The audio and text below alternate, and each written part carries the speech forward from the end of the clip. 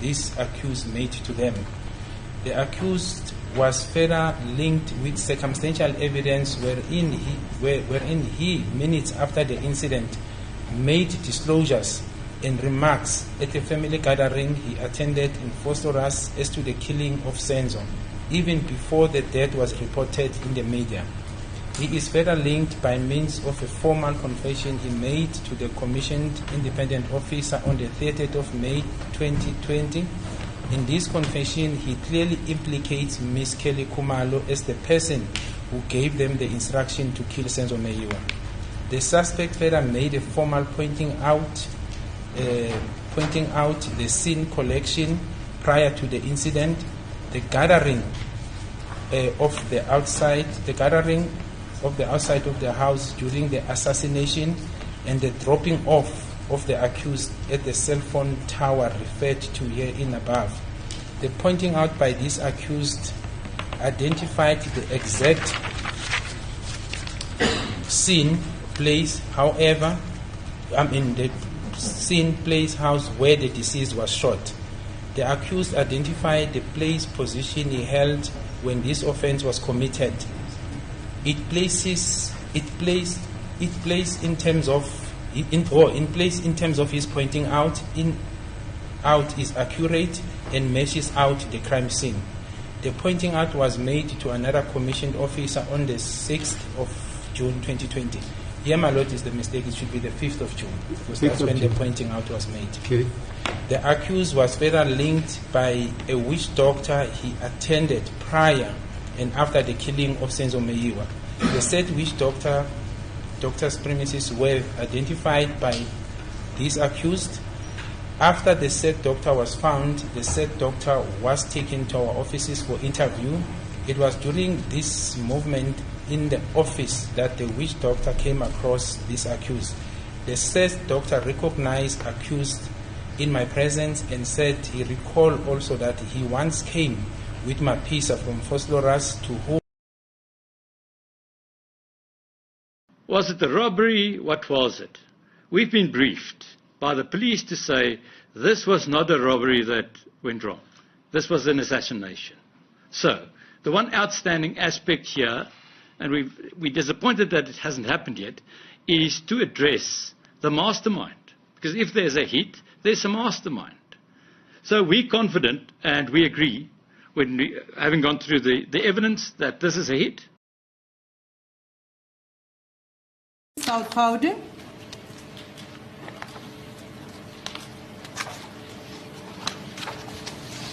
Had decided that the following people, my lord, be charged, which is number 1, Longwe Twala, number 2, Kelly Khumalo, number 3, Gladness Khumalo, number 4, Zandi Khumalo, number 5, Tumelo Madlala, number 6, Mthokozi Sitwala, number 7, accused 7, it's Maggie Peer, my lord. On 2 counts, my lord. Count number 1, the DPP has decided that they must be charged on the count of murder, in that upon or about the 26th day of October 2014 in Etonia, Boksburg, in the sub-district of Eguruleni, the accused, whose name I've just read into the record, my lord, who acted as perpetrators or accomplice or accessory after the fact, unlawfully and intentionally killed Senzo Meyiwa, an other person, by shooting him.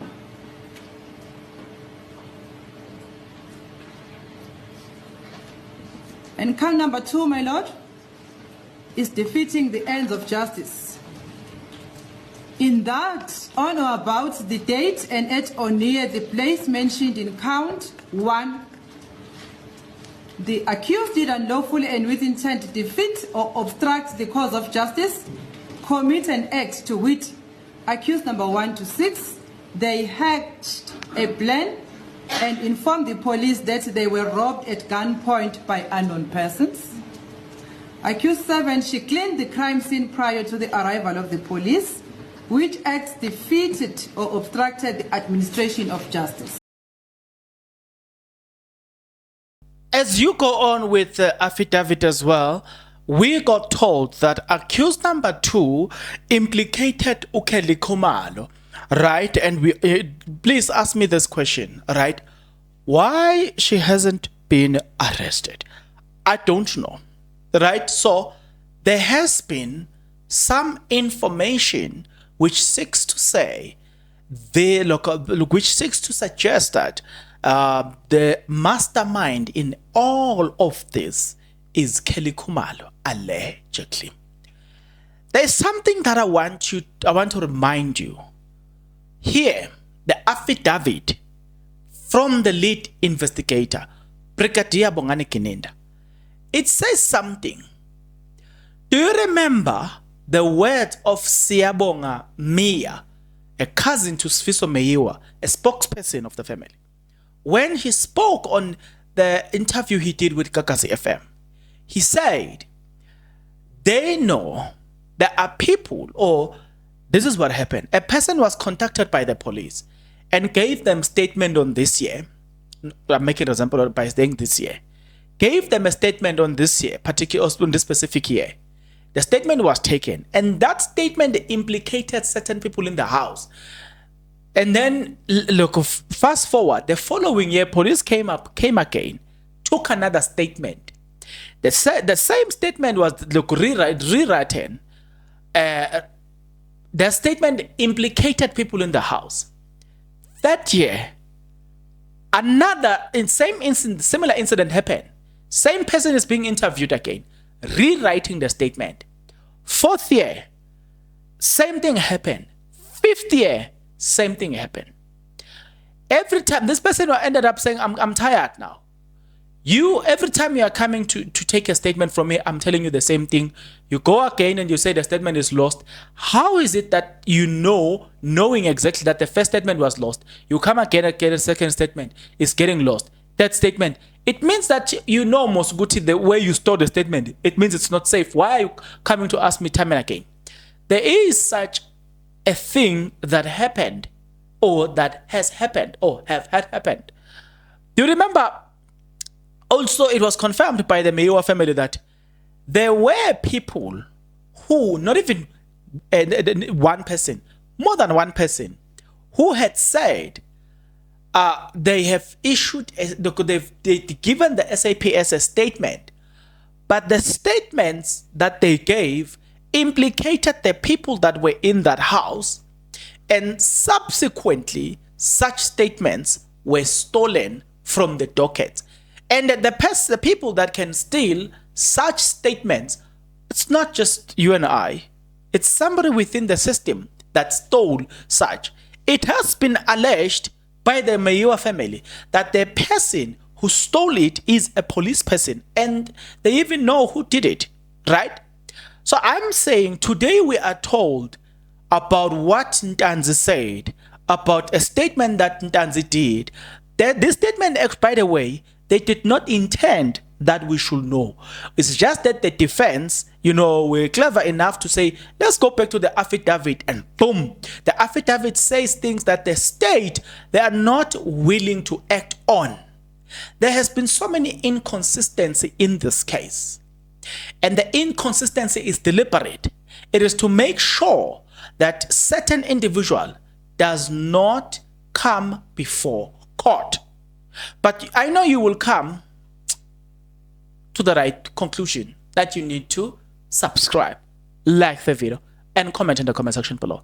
I'm definitely sure you will come to the right conclusion that you need to subscribe, like the video, comment in the comment section below. You will need to click the notification bell. You will need to share this video, watch the ads, and watch the video until the end. I'm definitely sure that you will come to such a conclusion. Guys, based on the evidence, accused number 1 implicate Kelly Khumalo, nothing happens to Kelly Khumalo. Accused number 2 implicate Kelly Khumalo, nothing happens to Kelly Khumalo. Colonel Lambasta Stein, cell phone mapping expert from the South African Police Service, implicate Kelly Khumalo, nothing happens to Kelly Khumalo. I forgot who. it's like, okay, this person whose statement was taken for 5 times implicate some of the people in the house. Nothing happens to them. Certain individuals, number 5, certain people, more than one person submitted a statement, a confirmation, an affidavit that implicated those people in the house. Nothing happened to them. In other words, I'm trying to say, though it is clear there is a prima facie case that the Khumalo family and friends such as Tumelo Mtogo, Longwe, they have a prima facie case to answer before the court. But there is this deliberate attempt to make sure that somebody is shielding them away from taking accountability. When we say there is a prima facie case to answer before the court, we are not saying completely you are guilty, but we are saying there are things that does not make sense that you need to come before a court and clarify them, right? And you will be cross-examined over the thing that does not make sense or the things that does not make sense. But in this case, somebody is being shielded and making sure that they don't even appear before a court of law. What is so funny about this is that when Java was suspended, was suspected to have committed a GBV case, the SAPC was very quick to tell Uzalo, because Uzalo wanted to use this Java. They were very quick to tell Uzalo that, listen, don't use Java. Why? Because it's suspected to have committed GBV. DSTV, they had awards. Java was removed from such awards. There were a lot of things that Java couldn't do because of those allegations. Funny enough, contrary, Kelly Khumalo still, not long ago, she was nominated. It is like, there's nothing that affects Kelly Khumalo, no matter what is coming out of court, no matter the allegations, no matter the suspicions, nothing will ever affect her. Why? Because someone or some people in higher places, they are orchestrating all of this. Why nothing has happened to cancel her when it was easier to cancel others, but these ones, they are not cancelled? Why? Why is it easy? Guys, let me tell you this. You see, it has become clear and vivid to me. The so-called feminists, all of them, they only react when a man has wronged a woman. But when a woman has wronged a man, they are silent. It shows that whatever they are fighting for, it's not a matter of justice. It's a matter of gender supremacy. They are fighting for women to have supreme rights. Because if you are fighting justice, it does not matter who is on the wrong side of justice. You will still speak with one voice, and your voice will be directed to the one who is on the wrong side of justice. In this particular case, as Kelly Khumalo is being suspected, where are the feminists to say any word? But I'm telling you today, I'm telling you, watch this. Let there be a man that have killed a woman. I'm telling you, women's ANC, women in the ANC League will be there. All the prominent feminists will be there. Yeah, we are tired. We are being butchered, killed. You know, they make it like, they make a big deal. I'm telling you, it becomes a big deal when a man has wronged a woman. But when a woman has wronged a man, others will go as far as saying, no, a woman will never do it. You must have done something to her. In other words, they are saying a woman is an angel. You know, women are so perfect that they cannot sin. That's what we are saying. Today, I'm telling you, if the person that has, if Senzo had killed Senzo Kelly, I'm telling you, he would have been cancelled. He wouldn't have played football. A lot of things would have happened to him. But today, we saw that it is actually the opposite, where Kelly is suspected of that. Nothing happens to her. No feminist says anything. I'm telling you, that's the problem I have with all of these feminists, is that they are not pursuing justice. They are pursuing gender supremacy. It's nothing to do with justice. It's all to do with making women feel superior to men, as opposed to seeking for justice. Because If you are fighting for justice, like I do, I don't care who you are. I don't care your age. I don't care your gender. If you are wrong on the wrong side of justice, we must deal with you. That is a person with an interest of justice. If a woman is wrong, is wrong. If a man is wrong, is wrong. It does not matter who you are. Does not matter your age. Does not matter where you come from. But with feminists, it matters. Their voice can only be heard when a man has been found on the wrong side of, or suspected to have been on the wrong side of the law. If a woman is found on the same place, their voice is quiet. You never hear them. Never. Where are they now? Quiet. Nobody's saying anything. It shows that they are hypocrites. This thing of we are fighting for the rights of women and children, GPV, what. It's a fake thing. They are fighting for supremacy, wanting gender supremacy instead of fighting for justice. If not, where are they? Why are they quiet today? Why can't they raise their voice? Because one of their own is found on the wrong side of the law. They are quiet. They are nowhere to be found. Why?